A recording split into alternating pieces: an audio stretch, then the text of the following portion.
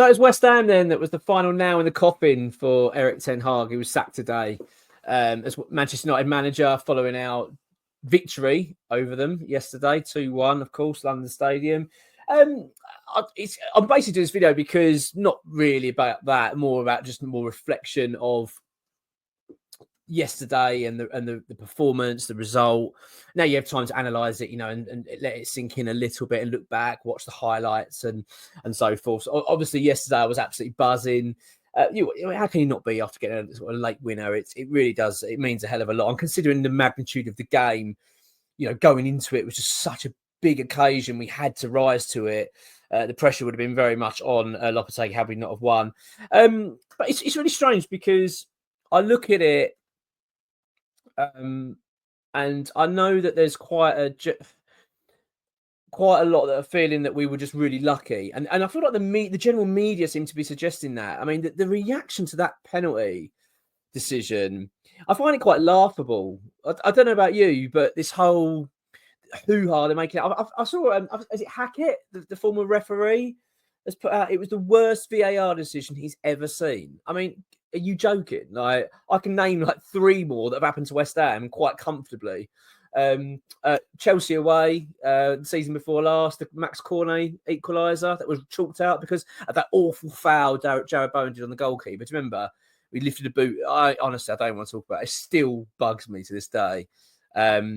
We had the decision last season at Newcastle. Calvin Phillips was trying to clear the ball. Anthony Gordon stuck his leg in front of him as he tried to kick the ball, and anyway, kicked him in the penalty. Yeah, we got that cocked up. Remember that one? We didn't. Yeah. I think what was I remember Thomas Subicek getting sent off. I remember once he just raised his arms like that. He was sorry, and then his arm touched someone's face, and he got sent off for that. Remember that? Yeah. So apparently that was the worst one he's ever seen. Do you know what I mean? And do you know what? It just makes me laugh, really. And I put it in a tweet like, imagine that had been the other way round. Imagine it would have been Manchester United had got that penalty and scored and won the game, right, at the end of the game. Would the media have said all this about it being the worst decision they've ever seen? And that's all. When I every morning, right, I wake up. This is my life, I wake up every morning and I go through all the what's West Ham news, what's going on, because I've sort of prepared writing for the day for the website and stuff, and all this bits and pieces, obviously, for videos.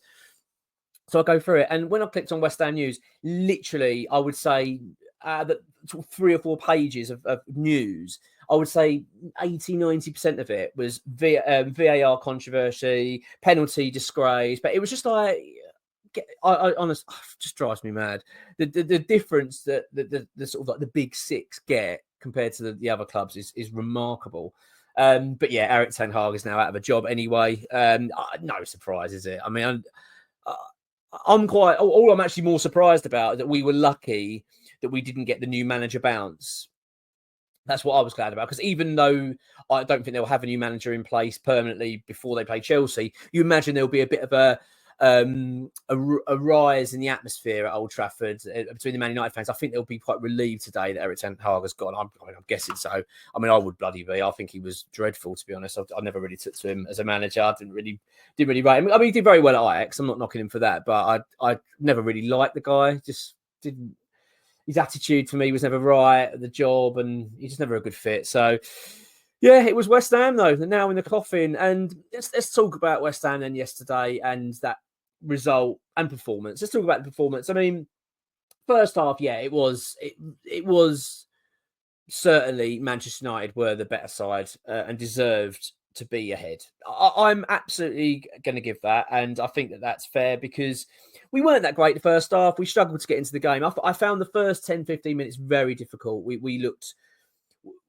were very defensive. We had our backs to the wall. We were struggling. Every time we got possession, we gave it away immediately. It really looked like we were in for a long afternoon. But I actually felt we improved. I thought as the half went on, the more as the game progressed, I thought that we were getting more into the game. Not by in terms of our play necessarily. I wasn't watching the game thinking, wow, we're playing some lovely football. Although we were carving out the odd chance here and there on the counter. But I felt that our desire was there, this hunger to really get stuck in and try to make something happen. I could really see a determined bunch of West Ham players.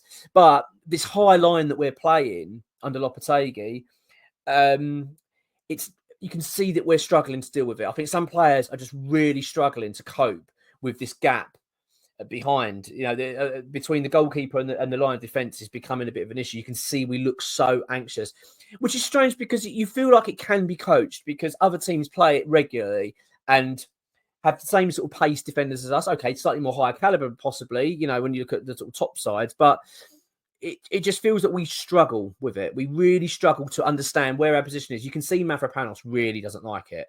He looks so vulnerable. And we just kept getting carved open, didn't we, by Man United? They just kept exploiting that space and just kept running in behind, and we just couldn't cope with it.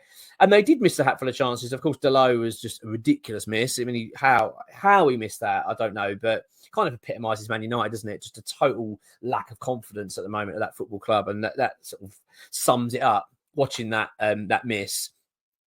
It was a joy, wasn't it? It was. I mean, where I was, I'm right by the Man United fans. Like, you can imagine the eruption when he missed that. Because when he was through, it was like, well, that's it, 1-0. But I've got to be honest. When we got to half time of that game, I wasn't. I mean, yeah, I was relieved. Of course, I was relieved it was only 0-0 because I did think, they did have a few chances there to take it. But I wasn't. I wasn't like, oh my God, we're getting absolutely battered here. I don't know why I just didn't get that feeling from the game. I never felt that we were getting battered because that's kind of the narrative I'm feeling at the moment from quite a lot of it. It's like West Ham were getting absolutely slaughtered all game and we somehow won. I mean, as I said, I felt certainly Manchester United deserved to be ahead at the break. They missed too many chances. I felt they had 2 or 3 really decent chances to be ahead and they didn't take them, and that happens. And we were obviously struggling to carve out sort of really any real meaningful chances at that point in the game. But I thought the second half, I mean, those changes that we made, Lopetegui made, I made a huge difference. I feel like it's time for Lopetegui now to start realising his best team. Do you know what I mean? It's like you've got to stop ignoring your best players now. Somerville is just such a talent, and he's been so impressive when called upon all season. Every time he gets called upon, I've not been disappointed with him, and I just his influence in that game is massive. Thomas Souček, I mean, it's like the rebirth of Thomas Souček. We just seem to have this player that we first signed when he first came over under David Moyes that January. Just such a vital player for us. And he really did. He made a difference, not just in terms of the usual, like he gets stuck in or he's a bit of a pest in the box for the other team to deal with. His actual all-round play was really impressive. He was good on the ball. He sort of calmed things down. He had like a reassuring presence about him against Manchester United. I was just really, really impressed with him. And Todibo was excellent as well. Coming on for Mavropanos was I'm really pleased. It actually feels like I don't know whether it's us as West Ham fans, certainly me, I feel it, that the Lopetegui influence in this team, at this football club, is starting to take hold a little bit. Like, I'm starting to realise now, which I probably didn't realise before, the importance of substitutions more. Because Lopetegui kind of said it in his press conference about people keep going on about the starting 11. I don't, you should try to forget that. Think about the whole squad. Think about the bench as well. They're just as important as the starting 11. I think because we've become so accustomed to a manager in David Moyes that was so reluctant to use substitutions, was so slow at using substitutions. You know what I mean? He just didn't like making change, did he? Like, he used to just stand there and watch. Even when things weren't working, it was like he desperately didn't want to make changes. Well, now we've got a Lopetegui character who likes to use his bench. He sees his bench as a vital cog in trying to win games. And maybe I'm starting to shift away from that a little bit now. And my original thought process, which is I just looked at the starting 11, and the bench was kind of okay, fine, we've got those players on the bench if we need them. But now I'm starting to realise, well, we are going to need them. It's a big team, and I'm starting to warm to that a little bit. And maybe I feel like it's something that us as fans over time will start to get a little bit more accustomed to with him, rather than sort of just being so fixated on the start 11. My point is, like when I was saying, like yesterday in my video, like I was really annoyed that Somerville wasn't starting. Why isn't Somerville starting? But if he's on the bench, you kind of think, well, okay, he probably will come on anyway. That's what he's got. He is going to have an impact at some point. However, having said that, I'd much rather us start with a stronger side. I'd rather us take the game earlier on. I don't want to, because we got away with it. You know what I mean? At Man United, we did get away with it at half time. Against a better side, we'd have been 2 or 3 down and it'd been game over. So it's something he needs to get sorted. But at least he did make changes. You know, we've been used to a manager that was very, as I say, very reluctant to do so. So I feel like that part of Lopetegui I'm actually finding quite refreshing. And I'm going to talk about it in a video tomorrow in more detail about the goalkeeper. But I was delighted to see Lucas Fabianski in goal. I just feel like it made such a big difference having him there. He is just you just could see that defence felt more comfortable. And I think even us as fans felt more comfortable. I was watching that game feeling more assured that I had Fabianski there.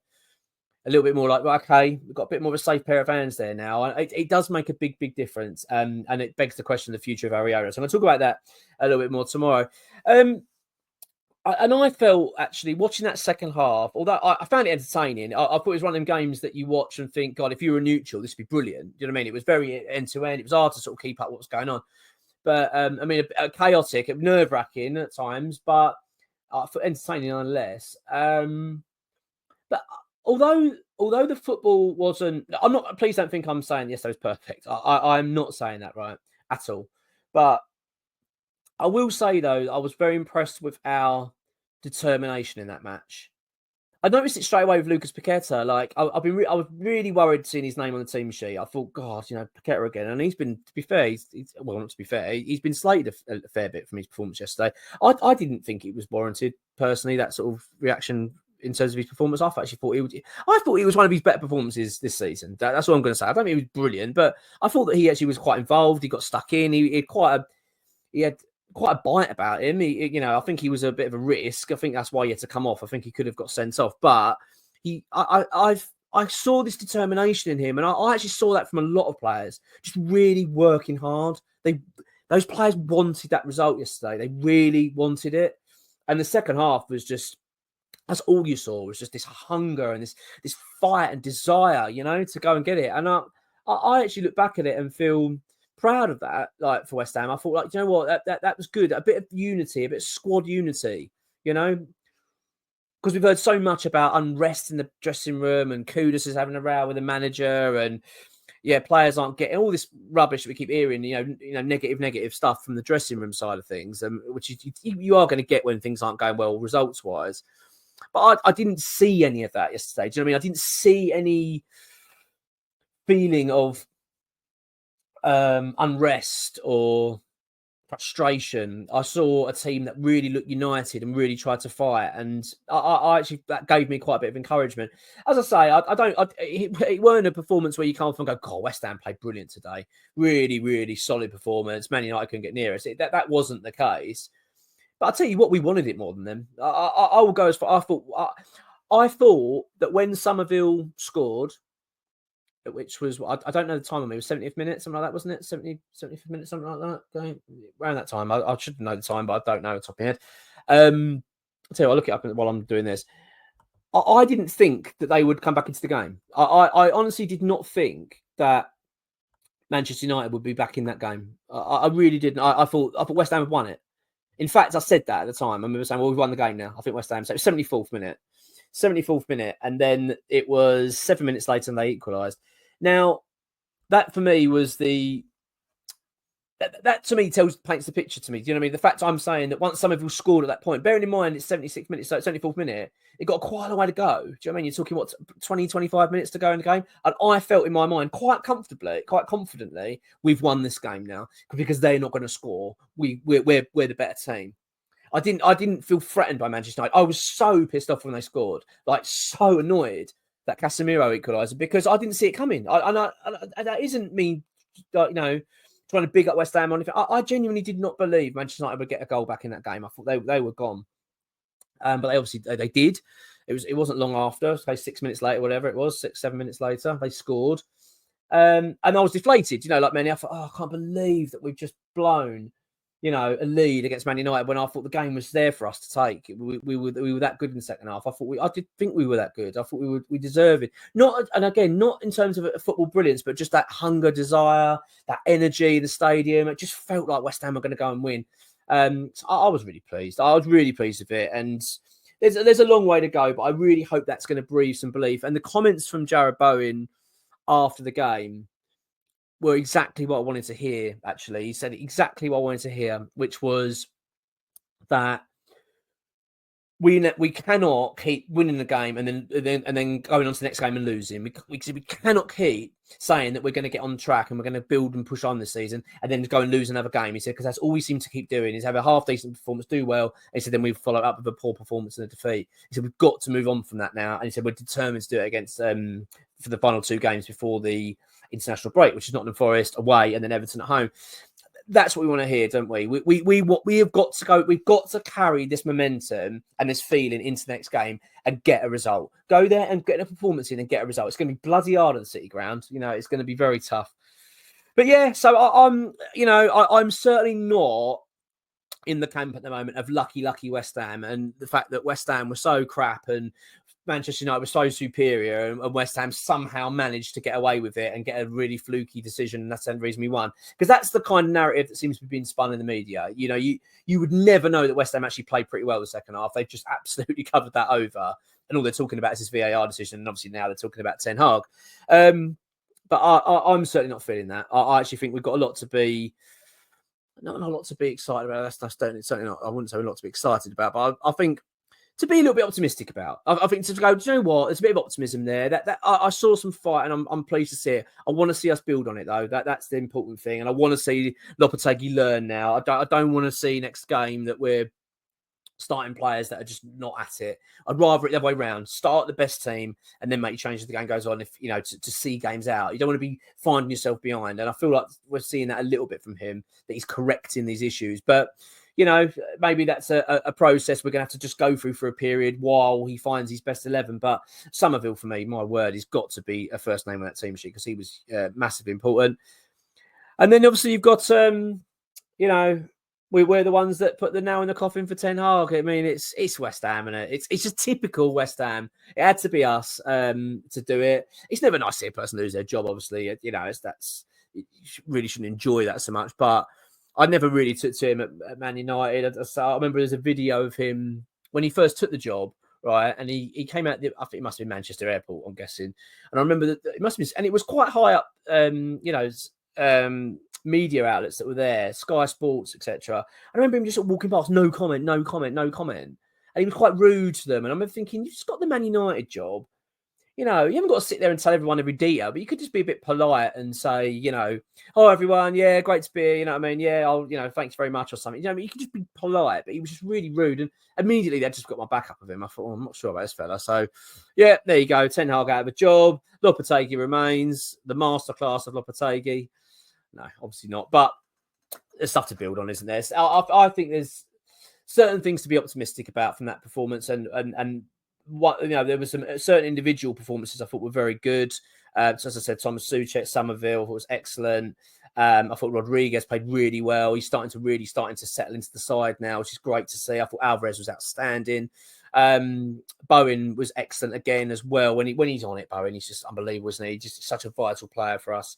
Even Danny Ings, I thought he did make a positive impact, didn't he? He got the assist, and then he got the penalty. You know, that clear cut, obvious, you know, Stonewall penalty.